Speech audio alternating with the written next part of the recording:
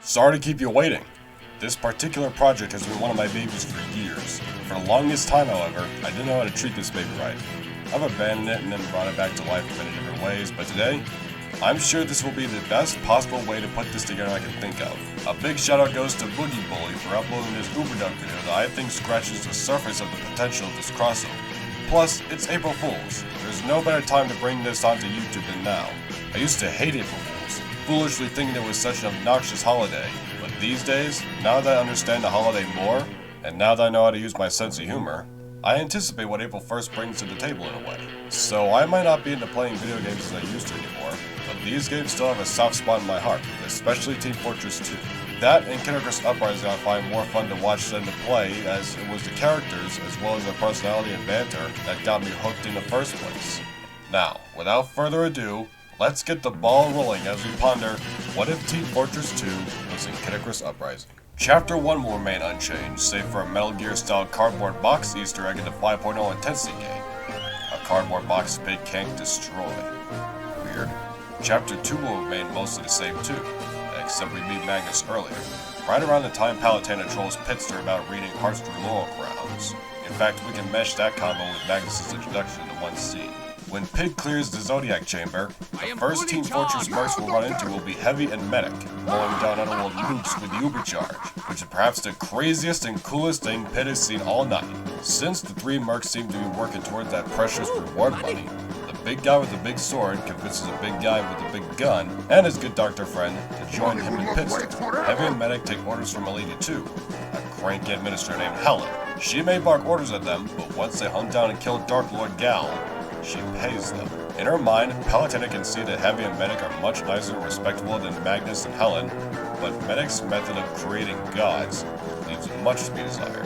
However, when it comes to the war with Medusa, Palutena will need all the help she can get, so she'll let it slide for now. Elsewhere, Helen will watch the action via police-style body cameras and converse with the mercs via walkie-talkie while Palutena is occupied with Pit. Before the Angel faces Dark Lord Gal, he and the mercs run to a mini-boss and informs a scout, whose introduction is similar to Meet the Scout. Like Pit, not only is he a member of the No Fourth Wall Club as the Uprising gang, but he also balances ranged and melee attacks equally. He's much faster than the Angel and, depending on the intensity, more aggressive than him. Also in our timeline, he can strangle you and your teammates with his bat Meet the Scout style.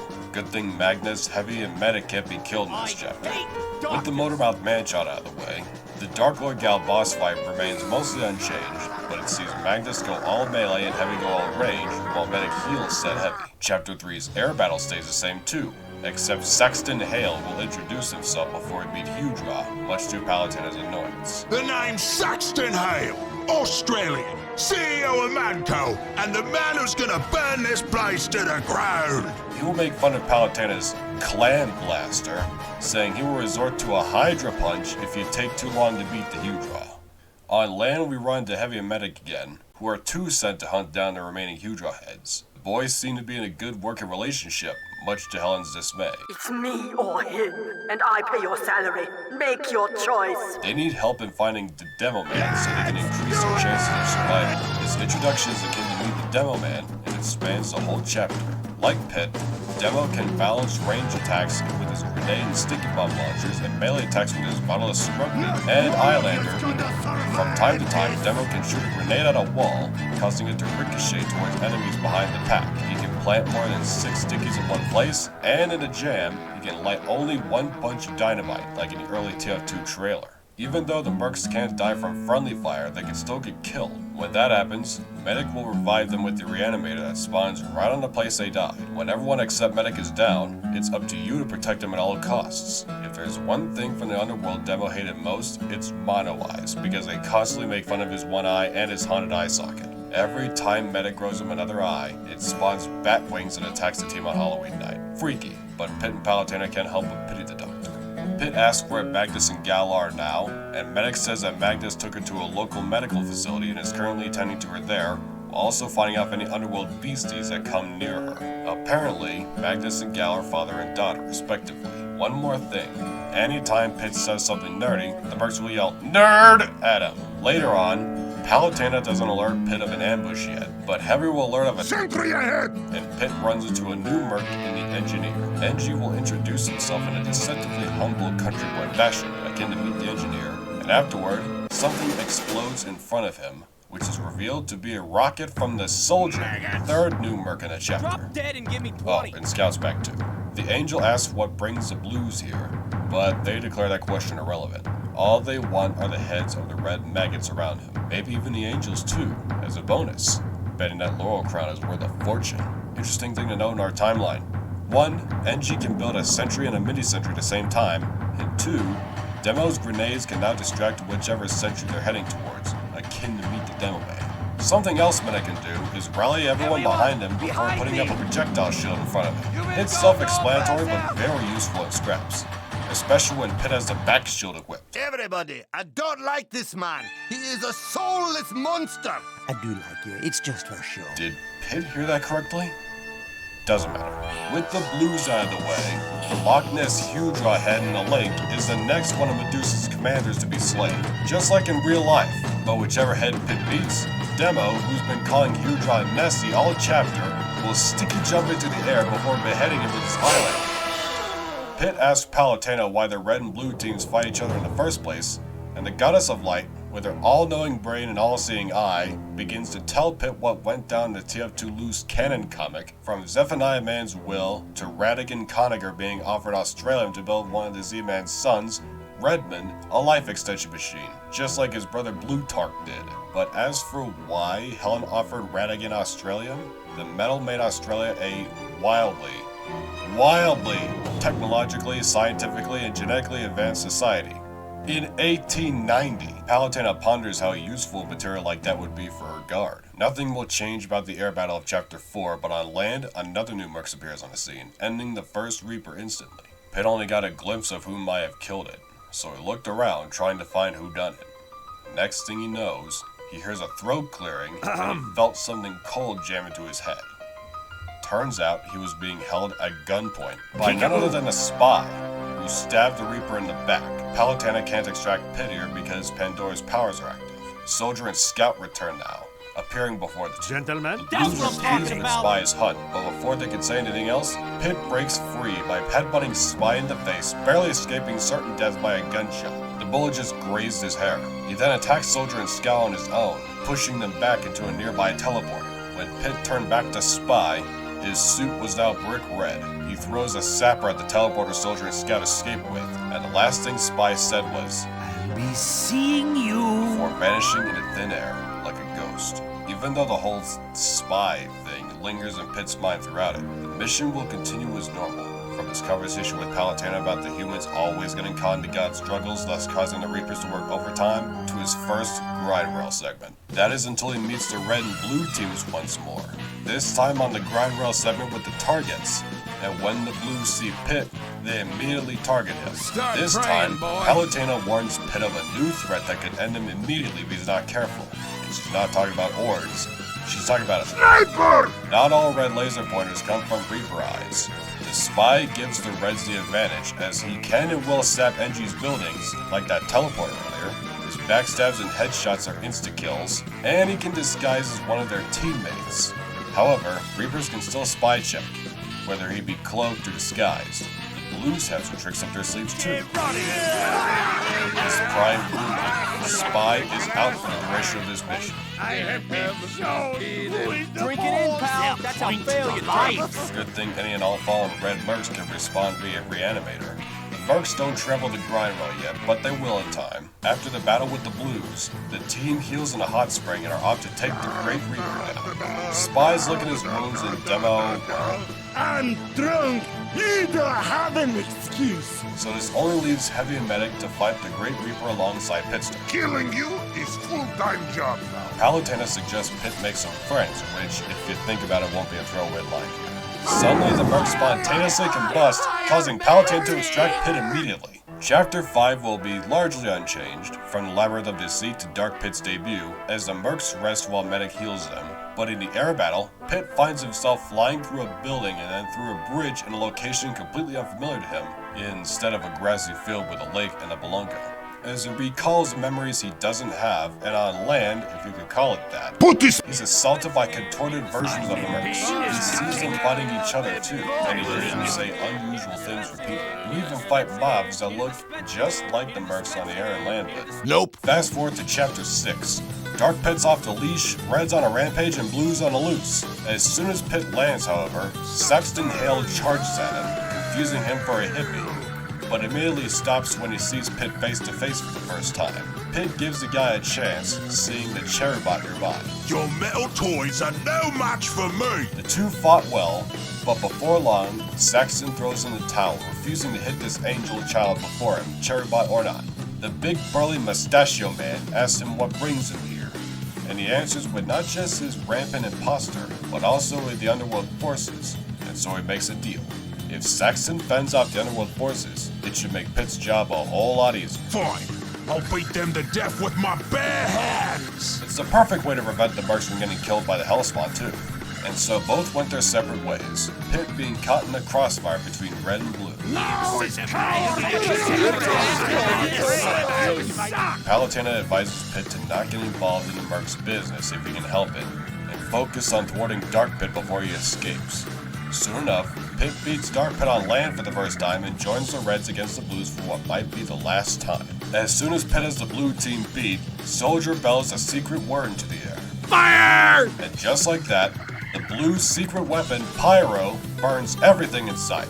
Not to worry though, Pit will level the playing field. Pyro and Engie are most dangerous when they're together, as Engie's Sentry combined with Pyro's Fire and Air Blast gives Pit a really hard time. With the Cherubot, Pit and the Reds have the upper hand, as the Angel pummels his imposter repeatedly before defeating just about every Blue Merc alike.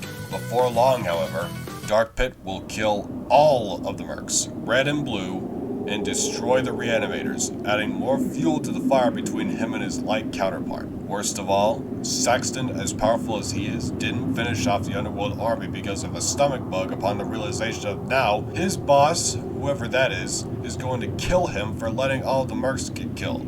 Regardless, Pit, anger boiling beneath the surface, tells him not to worry because in his name and Palutena's, he will avenge the Mercs and destroy his imposter once and for all. This is pivotal in Pit's character arc.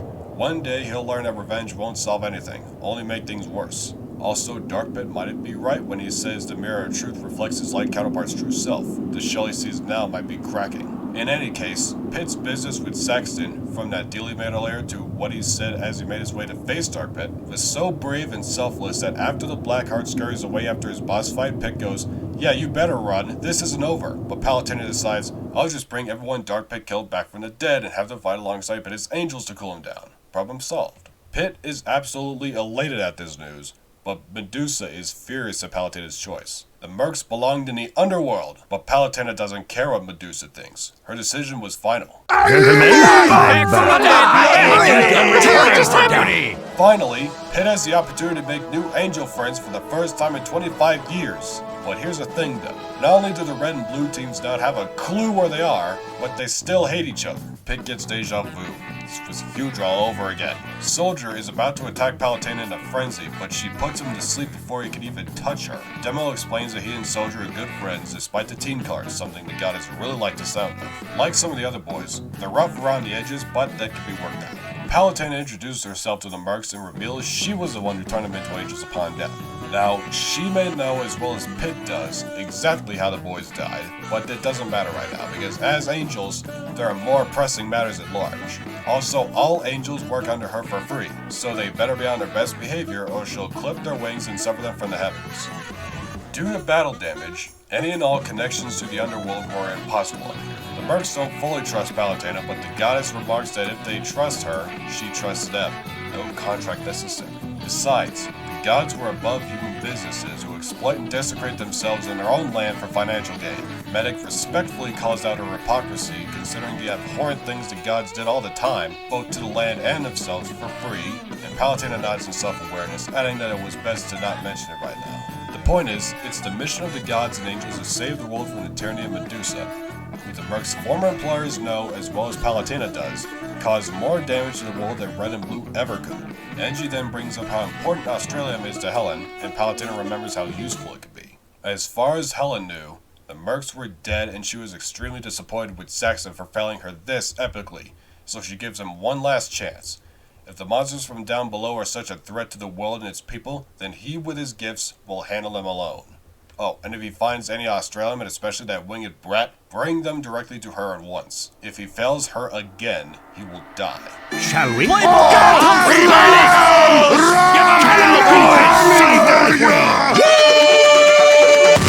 At last, the boys are on their first mission together. They're heading for the lost city of New Zealand to find the seafloor palace where Thanatos is located, along with the nearest Australian cache, while Pitt tells the boys all about the power of flight. Out of all the mercs, Heavy, Demo, and Soldier are the slowest and most cumbersome flyers, and Scout, Spy, NG, Medic, Sniper, and Pyro are the lightest and most agile flyers. When the mercs fly, it's practically open season. Just about anything goes, because the mobs of underworld enemies in our timeline are so large and difficult to deal with that it'll render 9.0 a rookie number. Back to the matter at hand. Apparently, when the humans built a glass dome around New Zealand before sinking it to the bottom of the ocean, little did they know that the palace was waiting for them below, and it penetrated a hole in the bottom of the dome, causing the whole city to be destroyed in the Titanic flood.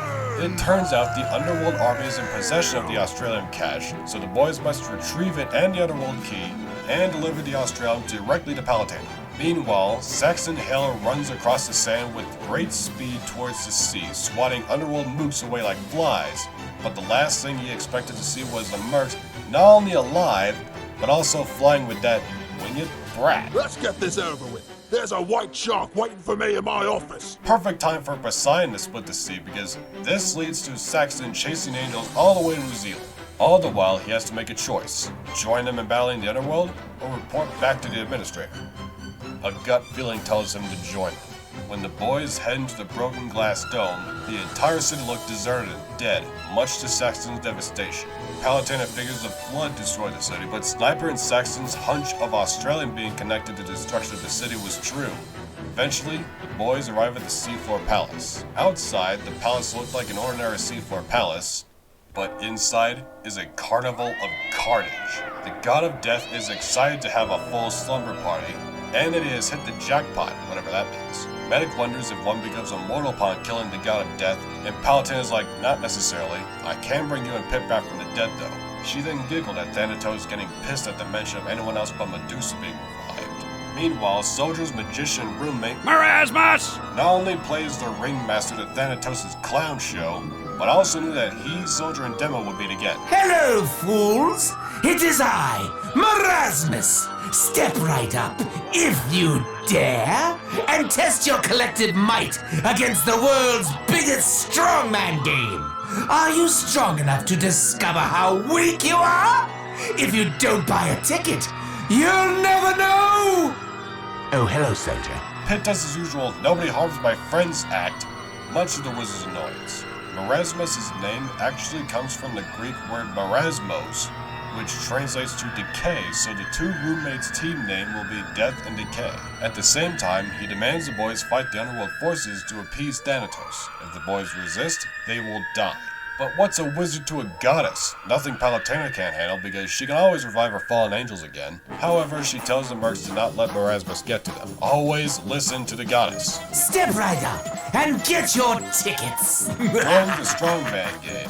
Depending on how long the boys take to get the tickets to said strongman, Marasmus will summon the boys to him, and Thanatos will spin the Wheel of Fate, which will cast a bigger spell head spell, a bomb head spell, a super speed spell, a thriller dance spell, a no gravity spell, a super jump spell, a crit spell, an ubercharge spell, or one of many whammy spells, which include bleeding, spontaneous combustion, drowning in Girardi, or being haunted by ghosts. Pitt's favorite spell is no gravity because of course he can finally fly on his own, if temporarily.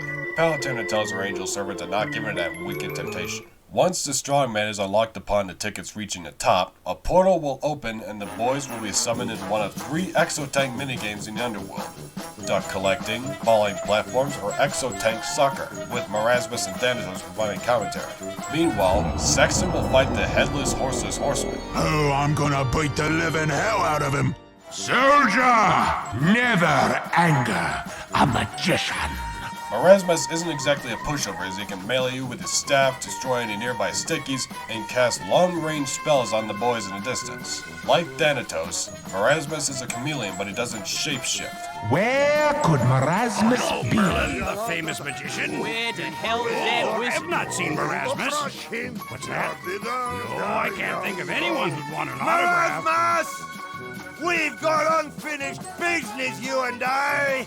And by God, I'll see it settled! Peasbus, Marasmus, He's going to He's read. got that book that stole me eye! That was after he swept Marasmus's castle for a mere nickel, but the book itself spawns bombs to rain hell upon the boys. You call those bombs, you wee little romance novel?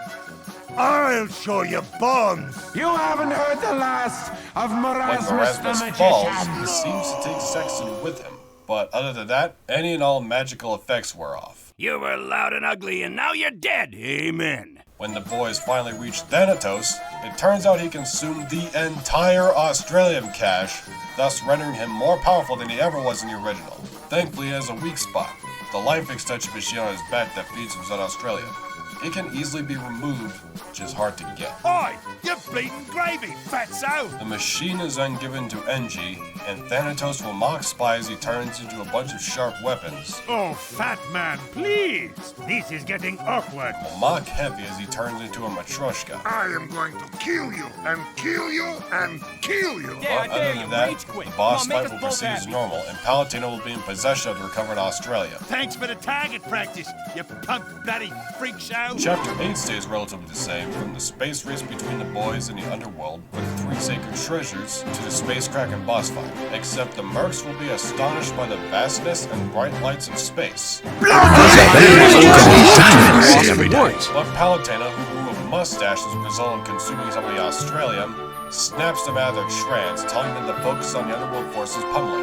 Previously, Soldier's rockets only went straight, but now you can upgrade his rockets to have homing. Crack it! When Demo hears they're going to raid a space pirate ship, he decides to wear his peg-leg Demo costume, his swashbuckler swag, for that very occasion. Go to hell and tell the devil I'm coming for him next! Elsewhere, Helen prays to the gods for Sax to come back, and her prayers are answered, but in the form of NG. He tells her that he and the boys officially work for Palutena as angels, and that Sex and Hale may or may not be in the underworld thanks to Marasmus. He then offers his old boss a proposition. Hand over her Australium, or get thrown behind bars. Miss Pauling arrives to aid her boss, aiming her pistol at NG, who tells her to not do something she'll regret.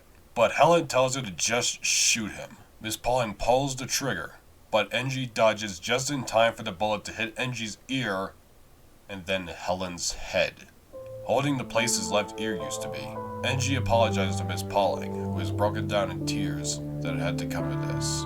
It was an accident, it wasn't her fault. Palutena feels sorry for Miss Pauling and genuinely wants her to live a life of happiness since she seems like a friendly enough person, so from the sky, the goddess hands NG a communicator to give to Miss Pauling as a gift.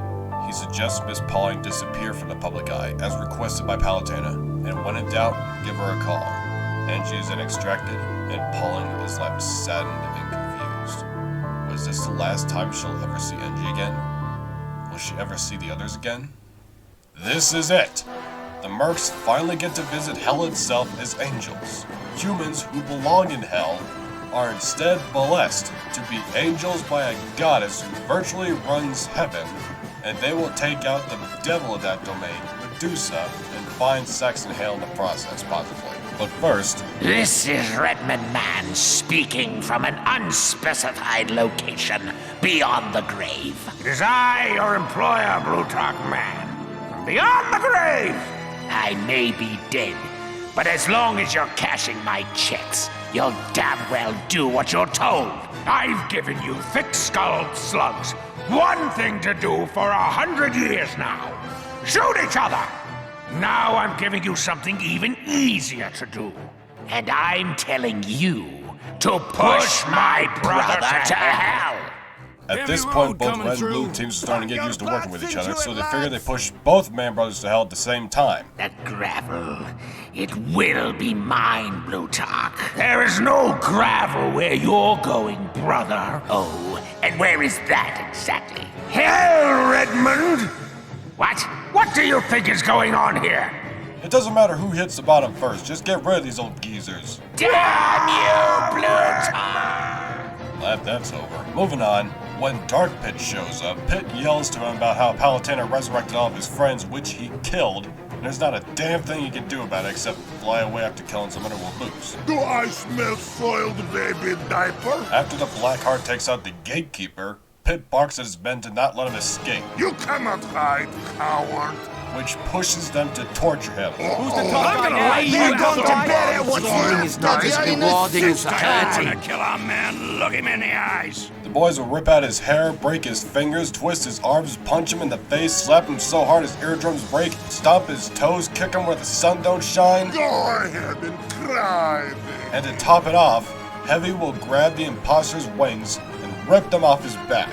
Finally, Palutena puts the kibosh on the torture. The boys have had their fun. Heavy takes one last look at Dark Pit before he plants him into the ground and leaves him there. The Mercs will fight Gudra, Twin Bellows, and Pandora with Pit, something they haven't done all together until now. Palutena tells the boys they may be angels, but they shouldn't rely on her when they think about doing something stupid. Speaking of people who do stupid things, Helen somehow shows up right at the door between the hot spring and the underworld castle. She looks 50 feet tall. I won't single any one of you out. I will just say that some of you have betrayed the trust of your employers. And because of that, you must die. The rest of you are satisfactory. When Pit grinds the loop-de-loop grind rail, the Mercs run across the platform in the middle. Heavy loves sandwich, but hates eggplant tempura. If only there was sandwich wizard.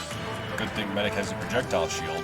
When the boys finally face Medusa, the Mercs ham it up with Pit before the actual boss fight. I promise you, pain without end. I'm Wolverine mean, you son of a This bitch. map ain't big enough for the two of us. world will thank me for this, you I'll get a bloody inside your head, all over 4 God counties. had wanted you to live, he would not have created me. Would you like a second opinion? You are all so ugly. Kill you and then keep killing you and Saxton, hail!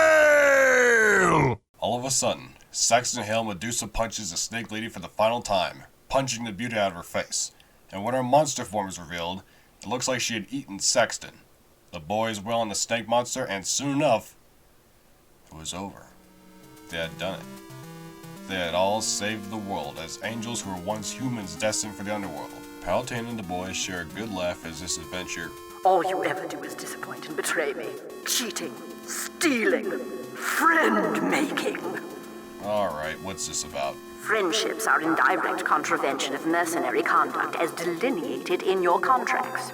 And on a personal note, I am very, very disappointed with you. That is until the world suddenly turned upside down. must be dreaming. Apparently, Medusa was nothing but a concoction of memories and souls, and this Hades, the supposed true master of the underworld, looks to bring forth its future. Holy shit!